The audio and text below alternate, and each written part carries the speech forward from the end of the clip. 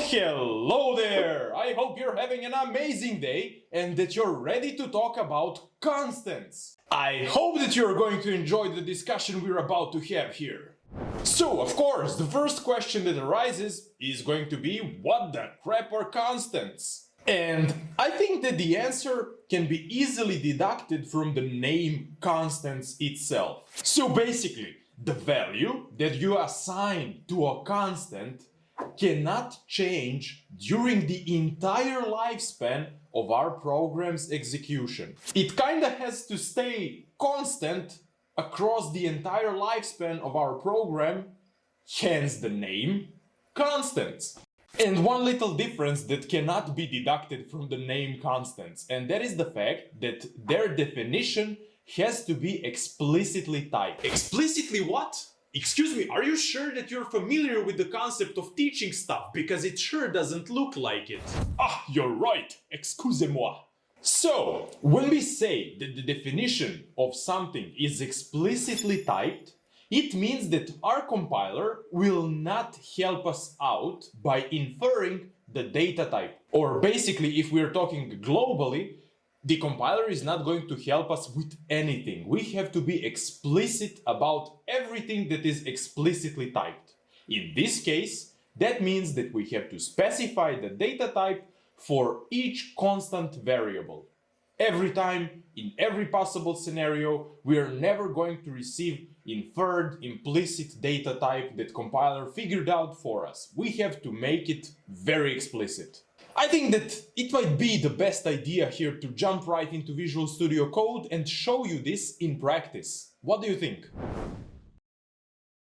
Ah, great! Our favorite scenario. It's just us and our Visual Studio Code application. Let's talk about constants right here, right now. Are you ready for it?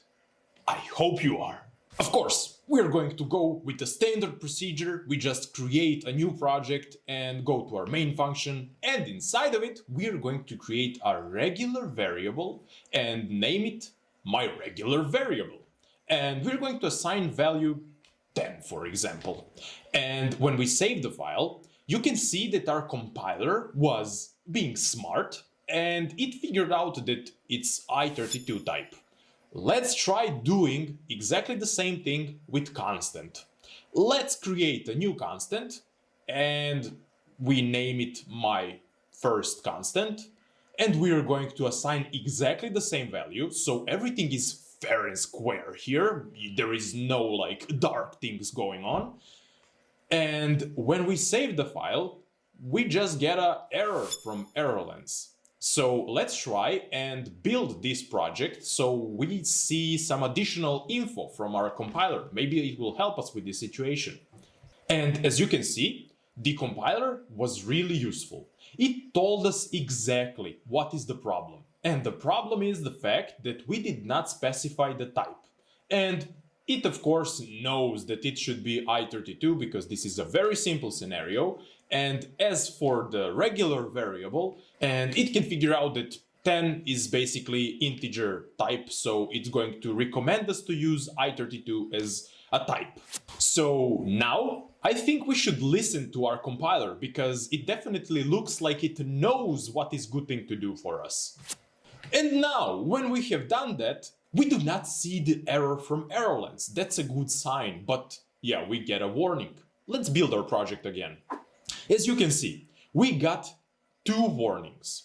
The first one is telling us that our variable and constant are not being used, which is expected because we are not using them. We are just like playing around here. We are still not building any real life project. In real life scenario, you would probably not be instantiating and defining some variables and constants that you do not plan to be using. So yeah, that should not be a problem. So we are going to look over it, so to say.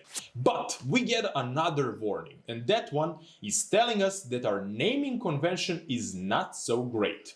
And if you remember our lesson about naming conventions in Rust, you will be able to recall that constants are supposed to be named with uppercase letters only, and the separators are supposed to be underscores. So if we listen to our compiler again, because it gave us exactly how we should name our variable, let's copy that name and paste it to our actual variable, constant name, and let's build it again.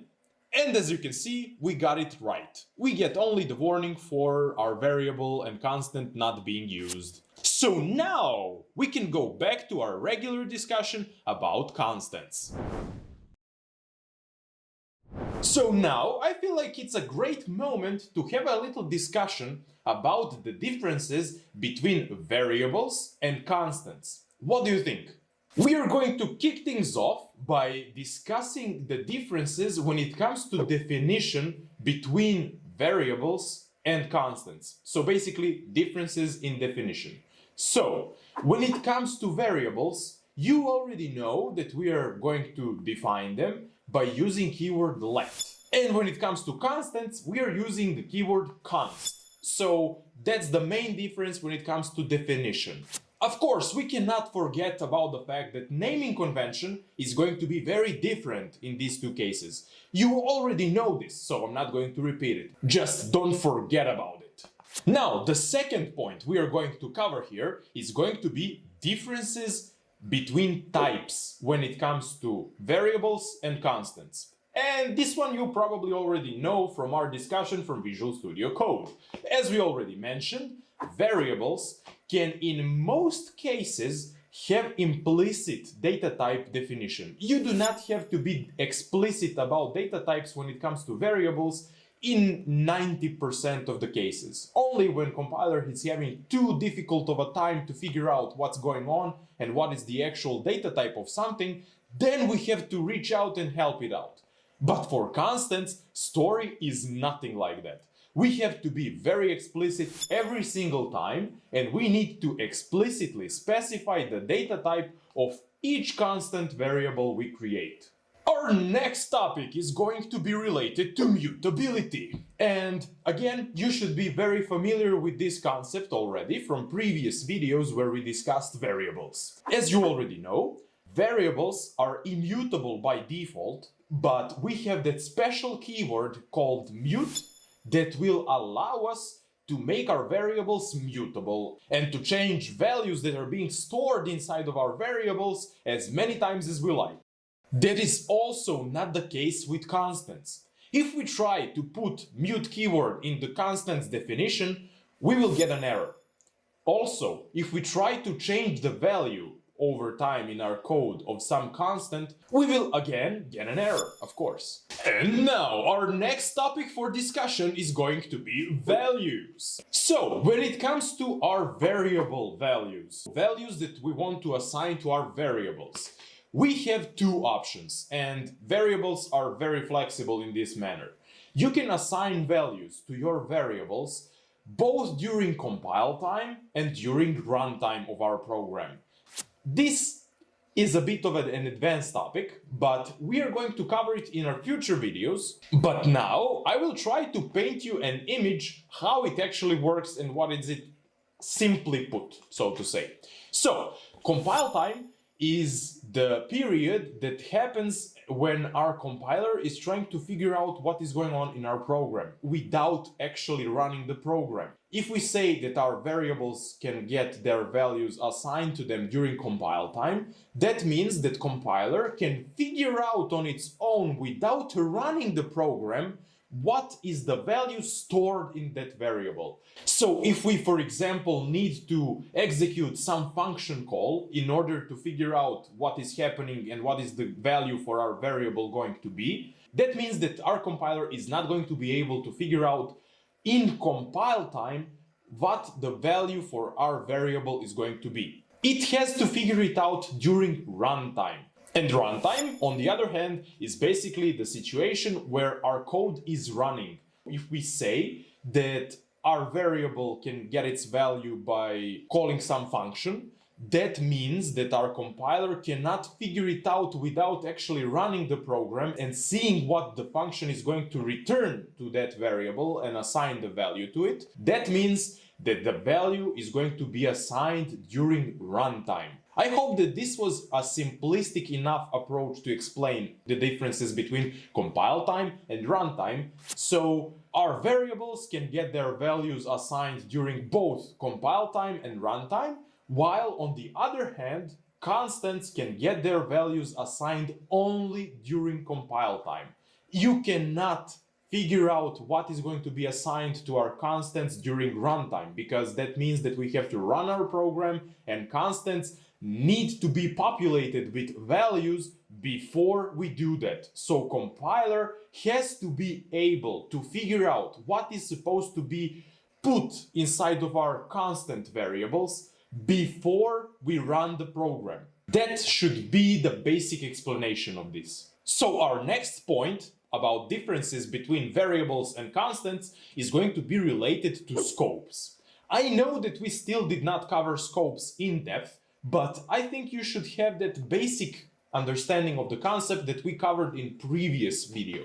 The difference between variables and constants in this case is going to be the fact that you cannot define a variable inside of the global scope. You can look at the global scope as you're not putting the variable inside of your main function, nor you're putting it inside any function whatsoever. You're putting it to be completely standalone, and that is not allowed for variables. But on the other hand, it is allowed for constants. As you can see in our example here, you can see that we have defined a variable outside of the main function, and our compiler is complaining about that. But right next to it, you have the exactly same thing but with constants, and compiler is like, yeah, that seems okay to me. You should not pay too much attention to this. I know that you are not still very comfortable with scopes, but just have it in mind. So our next and final topic about differences between variables and constants is going to be regarding shadowing. Yeah, I know, we still did not cover shadowing, but we will do it in like a couple of videos from now. So do not worry about it, we will talk about this concept. But I want you to have a reference to this concept, so to say, and to have a complete video about differences between variables and constants in one place, so I do not have to break it apart. The difference between variables and constants is the fact that variables can be shadowed. So you can take a look at the example we have here. It might look familiar and you might be able to understand it even though we did not cover shadowing yet. But for constants, we're not allowed to shadow them. You cannot create a new constant that is going to have exactly the same identifier, or the name simply put, as the one we already defined, and that way we just update the value of that constant. That is not allowed, but for variables it is. And that, my friend, was everything about constants I have prepared for this video, and I hope you've enjoyed it. So now I would like to ask you a favor. If you enjoy these videos and you think they're worth sharing, I would really like to ask you to please subscribe to this channel and like this video, and if you feel like it, even share it with your friends. Only, of course, if you think these videos are worth sharing. So thank you for that in advance. In our next video, we are going to talk about keywords. So you've already heard quite a few times that I was mentioning keywords in our videos, and we're talking about them all the time. So I was thinking, why not make a video about them and talk about them in a more broader terms, so to say. So if that sounds interesting to you, stay tuned. And now I wish you an amazing day and goodbye.